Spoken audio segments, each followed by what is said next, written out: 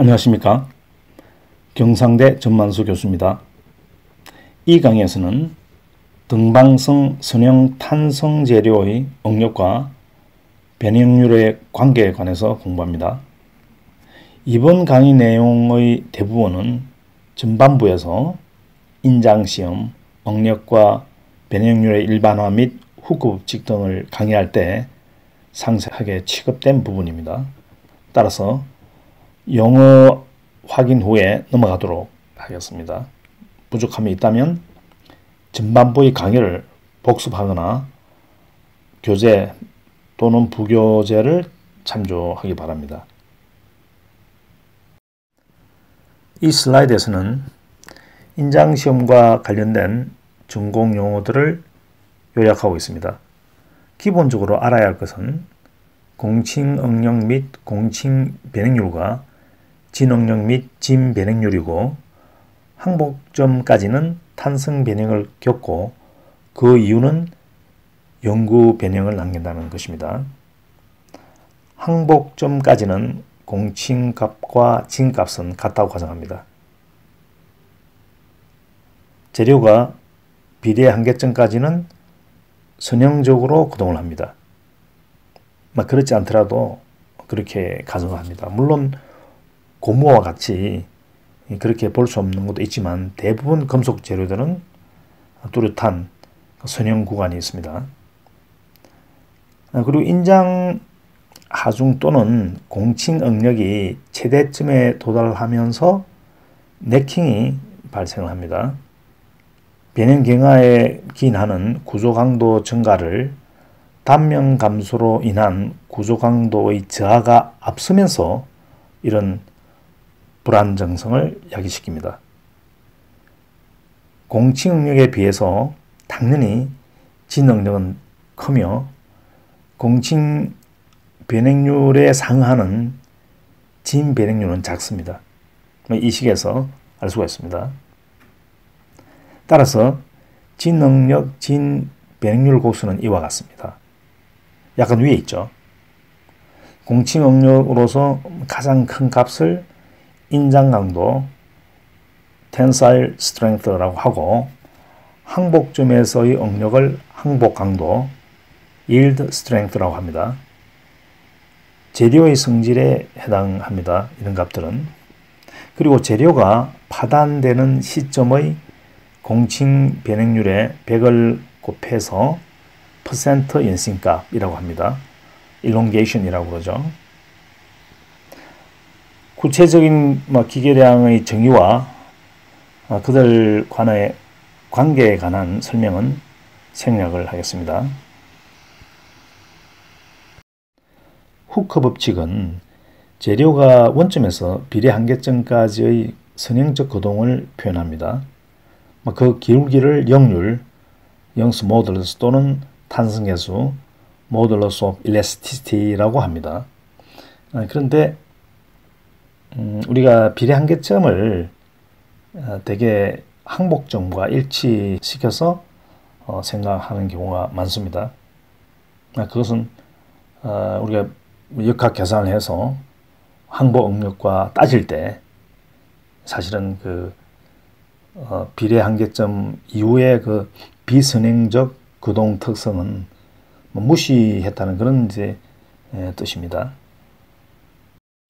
인장시험은 재료의 그 법선 응력과 법선 변형률 간의 관계를 규명하는 데 사용되죠.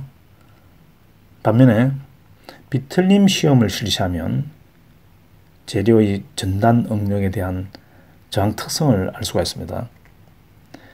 인장시험과 마찬가지로 선형적으로 변하는 구간이 일반적으로 뚜렷하게 존재합니다만, 여기서는 선형 탄성에 관심을 두고 있으므로 비틀림 시험 결과를 개념적으로 이렇게 단순화시켜서 나타내었습니다. 이 기울기를 G로 표시하고 전단 탄성 계수, 즉 shear modulus of elasticity라고 합니다. 이와 같이 타우 xy 하나만 작용할 때 우리는 이것을 순수 전단, 즉 pure shear라고 합니다. 등방성 재료에 순수 전단이 작용하면 작은 변형을 전제로 법선 변형률은 발생하지 않으며 XY 성분의 전단 변형률만 발생합니다. 그리고 포화송비를 정의하겠습니다. 등방성 재료가 한쪽 방향으로 인장되면 그의 수직한 방향으로 수축이 발생합니다.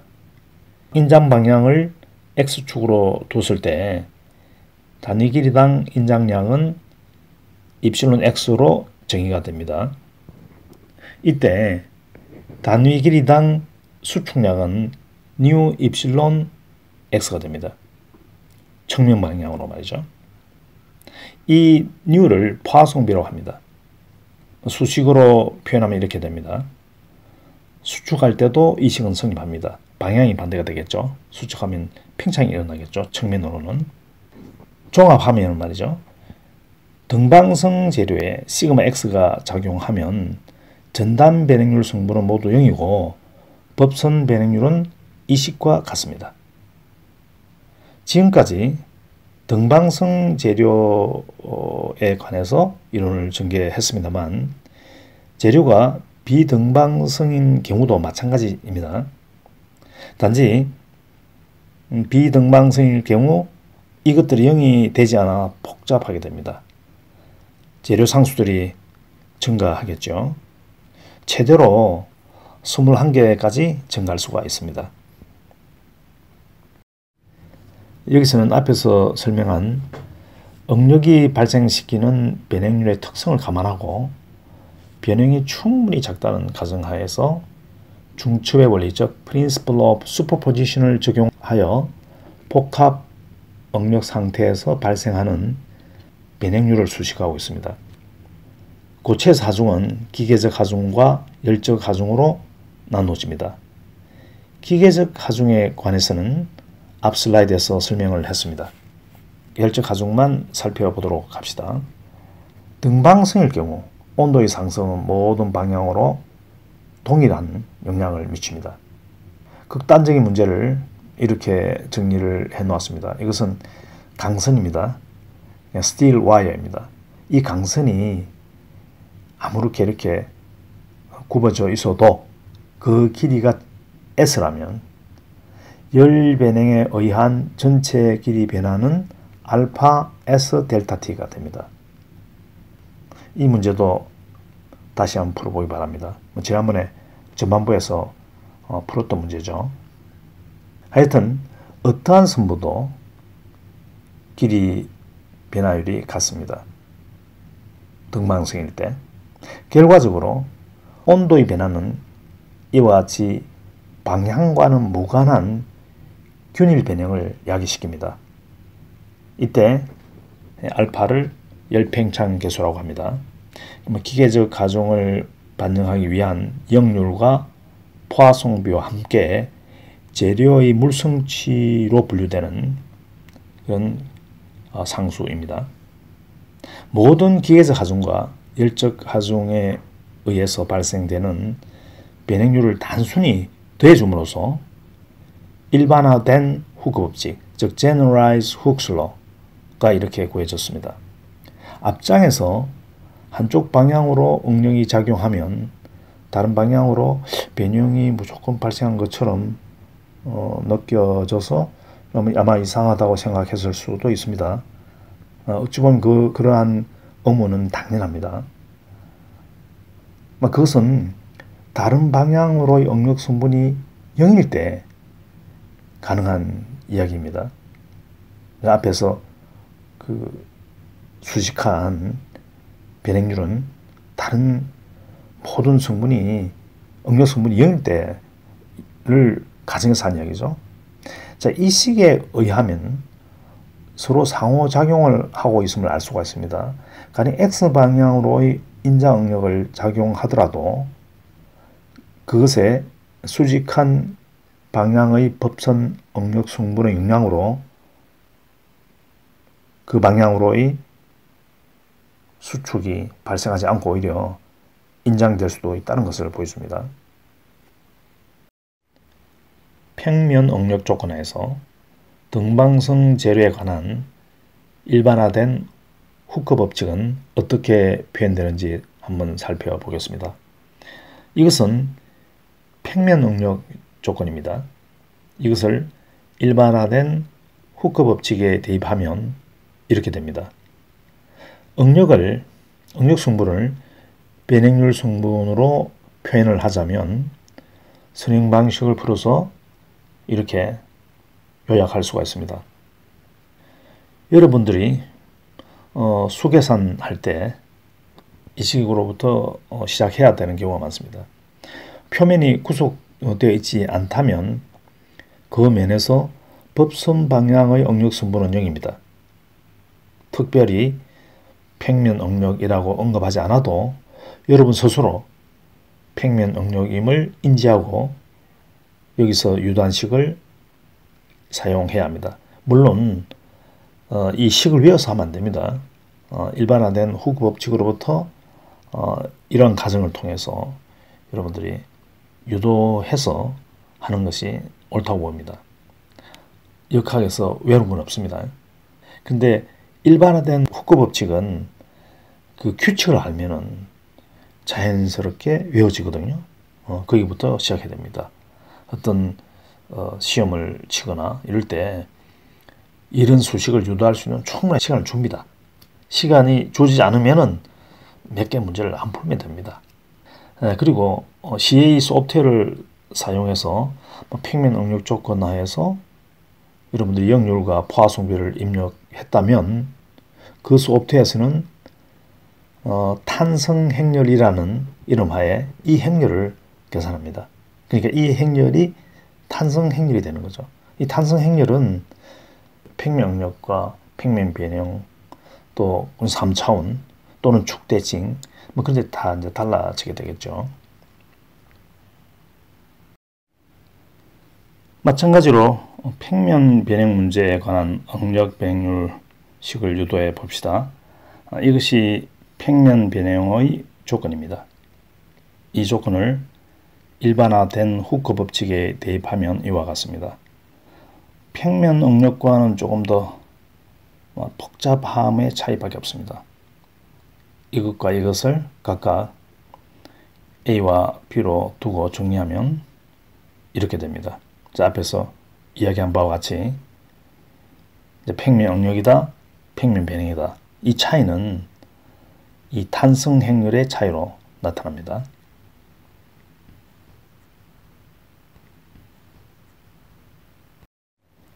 (3차원) 공간에서 응력을 변형률로 표현하면 이렇게 됩니다. 이것을 탄성 행렬, 즉 elastic matrix라고 합니다. 여기에다가 구하는 방법을 요약해 두었습니다. 시그마 x, 시그마 y, 시그마 z를 미수로 두고 3원 설립, 연립 방정식을 푸는 것입니다. 여기서는 주응력 축과 주 변형률 축의 일치 여부에 관해서 살펴보고 이와 지 관계를 유도해 보도록 하겠습니다. 재료가 등방성일 경우 주응력 축으로는 법선 응력만 작용합니다. 이것은 전단 변형률을 야기시키지 않습니다. 즉 법선 응력은 전단 변형률을 야기시키지 않습니다. 전단 변형률이 0인 축은 주 변형률 축입니다. 따라서 재료가 등방성일 경우 주응력 축과 주 변형률 축은 일치합니다. 물론 비등방성일 경우 일반적으로 두 축은 일치하지 않습니다. 자, 이제 등방성 재료의 물성치로 정의된 역률 E와 전단 탄성계수 G 간의 관계를 살펴봅시다. 이와 같이 순수 전단 응력 타우 제로가 가해졌을 때 전단 변형은 G분의 타우 제로가 됩니다. 응력에 관한 모아원으로부터 최대 주응력은 타우 제로가 되고 최소 주응력은 마이너스 타우 제로가 됩니다.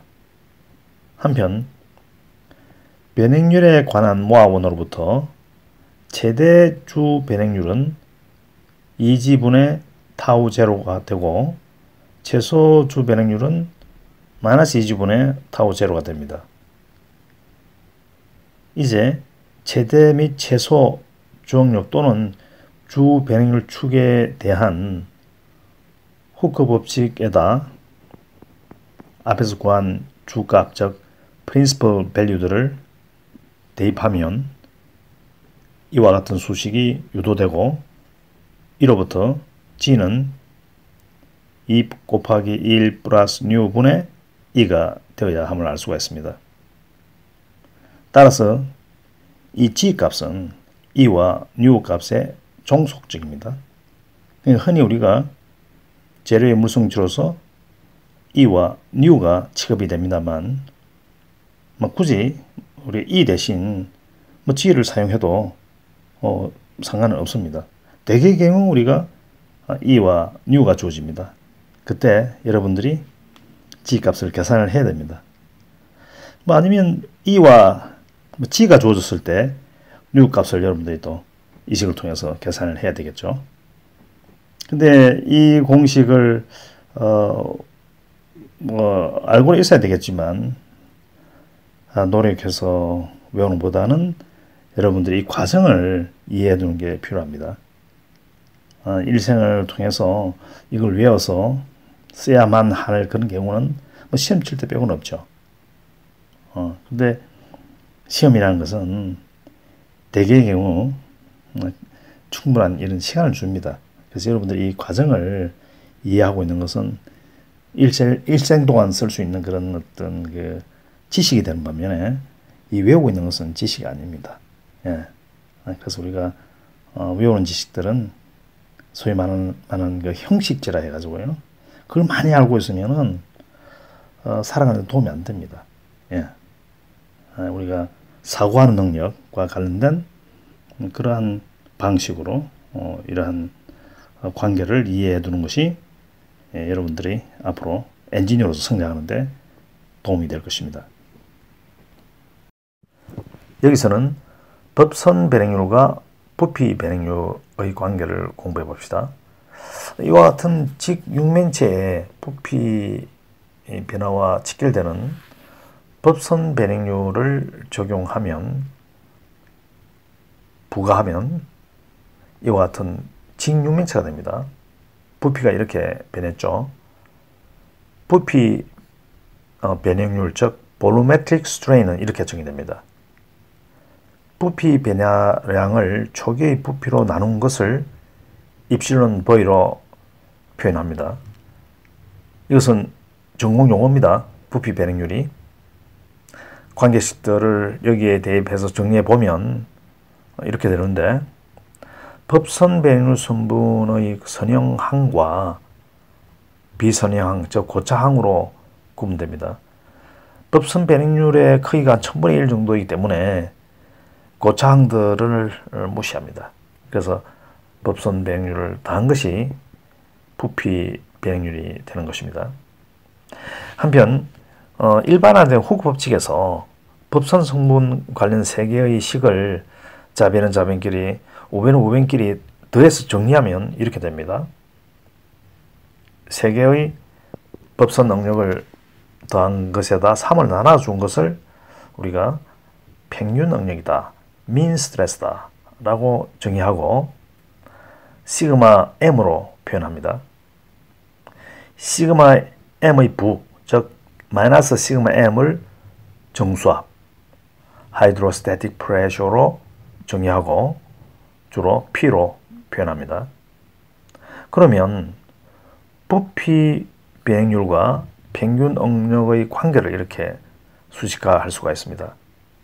우리가 이것의 역수를 Bulk Modulus of Elasticity, 즉 최적 탄성 계수라고 정의합니다.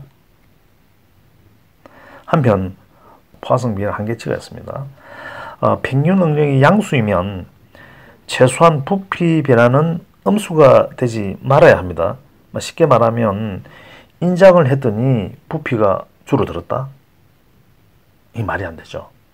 만약 그런 재료가 있다면 인류가 에너지 때문에 이런 고초를 겪지 않아도 될 것입니다. 그럴 수가 없습니다. 있다면 이것은 연력학 이 법칙에 어긋나는 것입니다. 우리가 뉴의 어떤 한계치를 바로 이런 문제가 발생되지 않도록 한계치를 부과하는 것은 연력학 이 법칙을 만족하도록 자동적으로 만족하도록 하는 그런 의미가 되겠습니다. 고체과에서도 연력학적 고려가 되어야 한다는 겁니다. 만약 V가 마이너스 1보다 작으면 또 다른 문제가 있습니다. 변형이 발생하면 에너지가 항상 양수가 되어야 하는데 우리가 스프링을 압축하거나 인장하면 어떻게 됩니까? 항상 2분의 1k x제곱이죠. 그 인장 압축과 상관없이 에너지는 항상 그 축적이 되죠. 그런데 만약에 그 포화성비가 마이너스 1보다 작으면 그 축적된 에너지가 음수가 되는 문제가 발생합니다. 앞에서 공부한 응력과 변행률의 관계식에서 분모를 한번 살펴보기 바랍니다. 1 플러스 뉴 곱하기 1 마이너스 2 뉴 1이 되어 있죠. 그래서 뉴가 2분의 1보다는 작거나 같기 때문에 일단 1 플러스 뉴가 최소한 양수는 되어야 됩니다. 자, 이 값이 음수가 되면 안 됩니다. 그래서 이 값이 0이 된다면 실제적으로는 존재하지 않습니다. 역학 이론에서 흔히 사용하는 강체에 대한 가정에 상하는 것입니다. 그건 가정이죠. 실제 그런 물체는 없죠. 그래서 종합하면은 파송비는 마이너스 1보다는 커야 되고 2분의 1보다는 작거나 같아야 된다는 것입니다. 같다는 것은 2분의 1이라는 것은 그 부피 변화가 없다는 것입니다. 우리 가정을 하는 거죠. 역학 이론 전개를 위해서. 그때 이제 주로 사용되는 것인데 어떤 그 제약을 따르는데 실제 그 뉴가 음수인 것은 저는 잘 모릅니다. 한번 들어본 적이 없습니다. 이론적으로 그렇다는 거고 0인 경우는 0에 가까운 것은 이제 코르크가 그렇다고 보죠. 그래서 포도주 뚜껑으로 쓰는 그런 이유가 되기도 합니다만. 자, 예제를 풀어보겠습니다. 변형률이 이렇게 주어져 있습니다. 역률과 포화성 비와 함께 스트레인 게이지로 측정하면 평면 응력에 해당합니다. 측정 방향의 수직한 방향의 응력 성분이 0이기 때문이죠. 그러면 이 식을 일반화된 후크 법칙으로부터 구해서 대입만 하면 되겠죠. 스트레인을 대입하면 스트레스를 구할 수가 있습니다. 그림에서 강체로 만들어진 공간에 어떤 물체가 꽉 차 있습니다. 그리고 재료를 델타 T만큼 가열하고 힘 F를 가해서 Y 방향으로 C만큼 압축하는 데 필요한 힘 F를 구하는 문제입니다. 접촉면에서 무마차를 가정합니다. 여기서 혹시 여러분들이 의문을 가질 수가 있죠. 압축을 하면 옆으로는 팽창이 발생할 텐데 꽉 차 있으니 어쩌지? 제가 앞에서 설명을 간략하게 했습니다. 측면에 구속이 없으면 그렇게 되겠지만 이 구속 조건을 만족시키기 위해서 측면으로 미지의 응력이 작용하게 됩니다. 이 응력이 측면 방향의 변행률을 상쇄시키는 법선 변행률을 야기시켜서 이 조건을 만족시키게 되는 것입니다. 여기에 알려진 값들을 정의해 두었습니다. 입실론 x와 입실론 z가 0입니다. 폭 방향의 변형을 구속해 놓았기 때문이죠. 그리고 응력으로 시그마 y가 이렇게 주어져 있고 또 입실론 y도 이렇게 주어졌습니다. 여기서 c는 막 크게 그려놨지만 아주 작습니다. 실제로는 재료의 그 본래 높이 L에 비해서 매우 작은 값입니다. 일반화된 후크 법칙을 그대로 쓰되 알려진 값들을 대입하면 이렇게 됩니다. 이제 이 방정식을 푸는 문제만 남았습니다. 미수는 시그마 x, 시그마 y, 시그마 z이고, 물론 시그마 y 이렇게 주어져 있습니다만은 여기 미수가 포함되어 있죠, f. 그래서 이 단계에서는 우리가 시그마를 미수로 보는 게 맞습니다. 여기에 푸는 방법을 제가 제 나름대로 정리를 해두었습니다. 여러분들은 여러분 나름의 쉬운 방법이 있다면 그렇게 하기 바랍니다. 시그마 y가 구해지면 최종적으로 y를 이렇게 구할 수가 있습니다. 좀 식이 복잡해서 최종적으로 제가 답은 쓰지 않았습니다만은 여러분들 한번 끝까지 풀어보기 바랍니다.